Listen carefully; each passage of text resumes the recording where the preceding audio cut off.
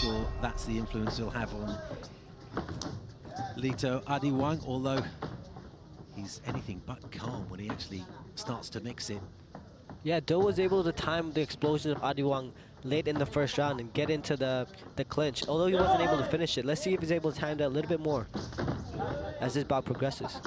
So Anthony Do has a completely different strategy in this. He's trying to stay as busy as possible to confuse Adiwang on when he should be explosive. When is the right time? I mean, it's really hard to tell that when you have somebody who just won't sit still in front of you, that's never planted. There's not really a perfect time to implement that type of explosive striking we've been seeing from Adiwang. Right uppercut and left hand from Adiwang there. They were glancing blows. Certainly did not stop Do in his tracks. And much harder to hit a moving target. As you see Adiwang really committing, he's throwing where Do is and not exactly where Do is going. Just constant movement, isn't it, from these two? Non-stop, both are swinging heavily. That was a good body kick, doubling up there. So we see Adiwang's trying to change up his strategy a little bit, now going to the body, finding that opening there. That's a good adjustment. Yep. You know, the strikes were missing, the hands, strikes were missing from Adiwang, but the kicks, there was an opening there, now going down to the ground. See Do timing that again, able to get inside. Yeah, but every time Do's been able to land a takedown, Adiwang has locked up that Kimura position. Keep working. You're absolutely right, Gianni. To do that as you're on your way down to the canvas takes some quick thought. Oh, That could turn into an armbar though. Great job by Do. Does it have it locked up? It is locked. This could definitely get this could be tight. He's got to drive in. Adiwang right here has to drive down and in and really try to collapse the pressure there, and he's doing a great job so far. Now he's working to get that. That was incredible. That was very, very deep. I think almost anybody else may have been finished in that, but great way for Adiwang to keep his composure in a very dangerous situation. Did exactly what he needed to do to escape. Yeah, doesn't really have time to think about being relieved, does he? Straight back into it. Yeah, both men really making the adjustments mid-fight. Adiwang saw the movement of Do, started going to the body, and then Do as well looked to time the kicks and went under. That's how he got the takedown. But now they're both back into the bottom position, scrambling, working hard again. Do working well with fist and forearm to get to Adiwang's head. With his Do canvas. Yep. Now, what have we got? Ooh, he's got a potential triangle locked up, but Adiwang rolls up the top. Both men just perpetually moving.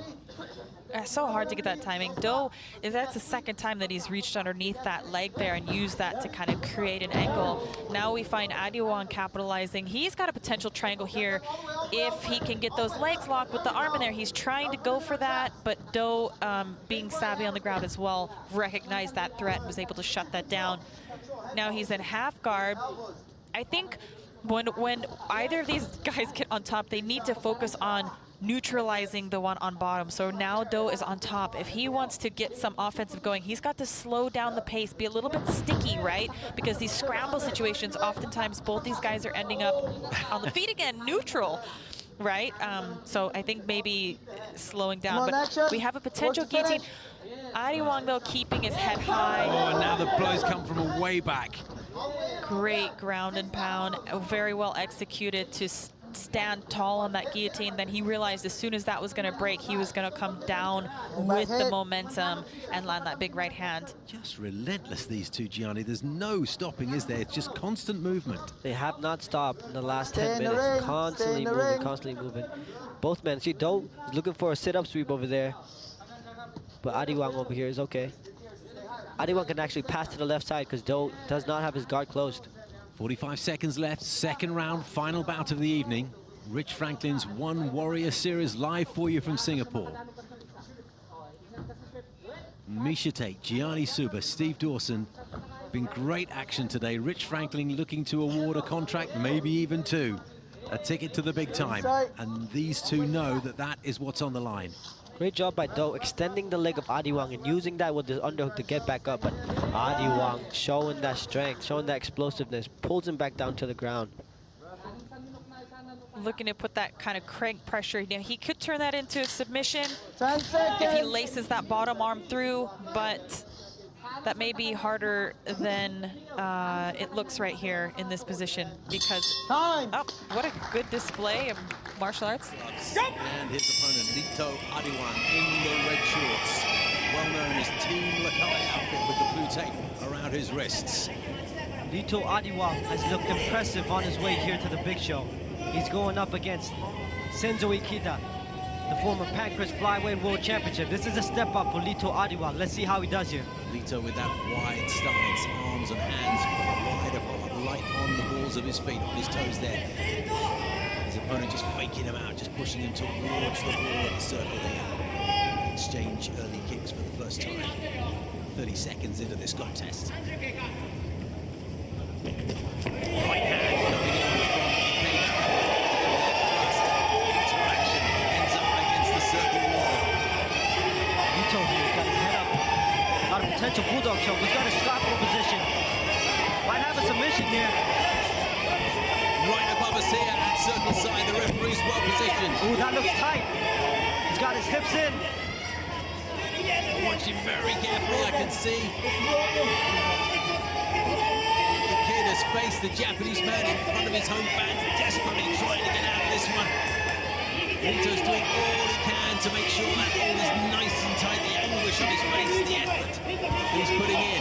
Now Lito's here got a Scarfo Kimura here. He's cranking on the arms like an arm bar, using his hips just to drive forward. It's a lot of pressure on Ikeda's arm right now. Ikeda just grabbing the circle with his toes there. He's released it now, but that's an illegal move, so he got away with that. And he's been circled away from the circle edge now. That looks so tight by Ikeda, a veteran. He knows what's at stake here. He's not going to give up so easily. Ikeda pops out now. 45 seconds or more he was in. Oh, it must be draining for both athletes. It's over. It's over. As they came up, there's damage to the right arm, quite clear to see. Maybe a dislocated elbow or something like that. As they came up, it was quite obvious that he didn't want any more of that. Both of them representing two of the best teams in mixed martial arts.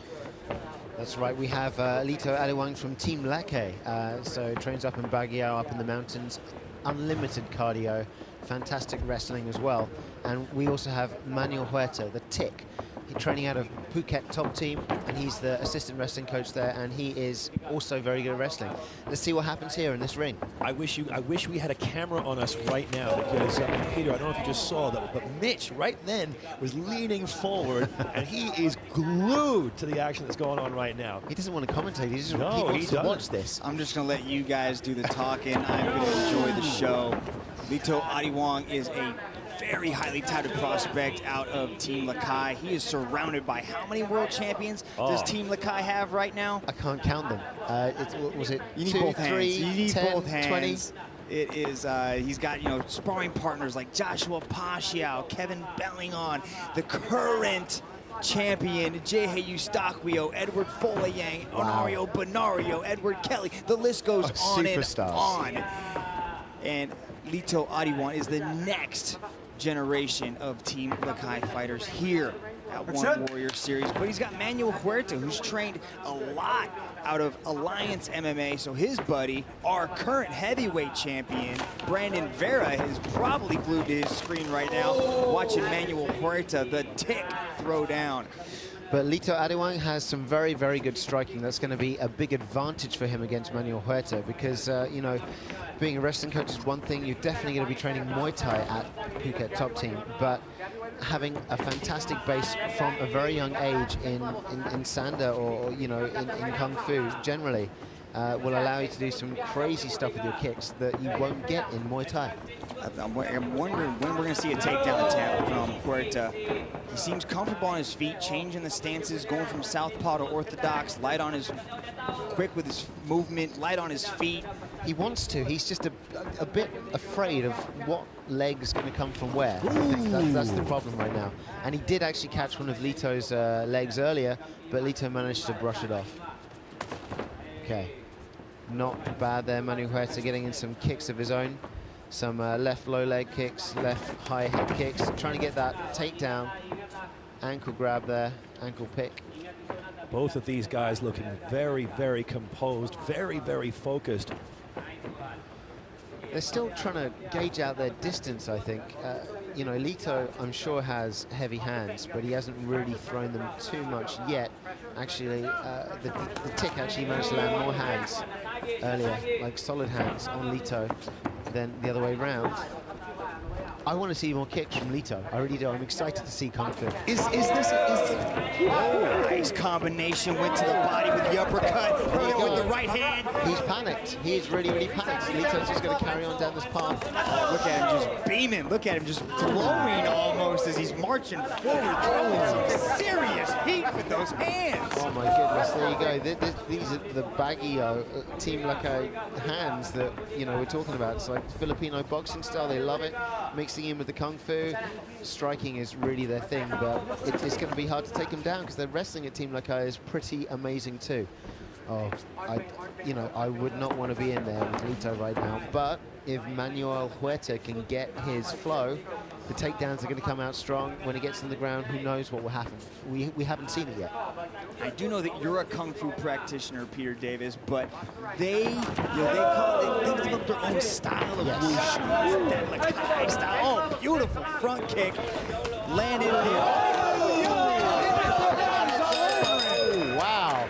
That was an uppercut to a hammer fist on the ground. That was a fantastic combination striking. That was amazing. Go! Adiwang with a 7-2 mixed martial arts record has a winning appearance in Rich Franklin's One Warrior Series already to his name. Da Silva is 2-1, making his One Warrior Series debut. Now, Da Silva is a KO artist, so let's see what he does with Lito, who also likes to stand and bang. That guy is very, very dangerous, and, you know, training with the Team LAKAY guys, it's expected. Yeah, this is going to be a striking exhibition, I imagine. Doesn't look dissimilar to Kevin Belingon, does it? With that ponytail in the back, and he's got that ferocity too. That's right, a massive knockdown there with a big right hand. Super confident. And Ian, our referee, calls an end to this competition with a TKO finish for the first round for Lito Adiwang. The rescue of the youth soccer team from the K conflict near Shanghai back in July 2018. Finds himself here against the Thunder Kid, Lito Adiwang. Crowd inside the Mall of Range Arena behind the latest sensation from Team LAKAY. Outside leg kick from Pongsari Mixaditli, Muay Thai North Thailand champion. 72-17 Muay Thai record, 49 knockouts. Thunder Kid, a two-time regional wushu champion, also a regional Muay Thai champion.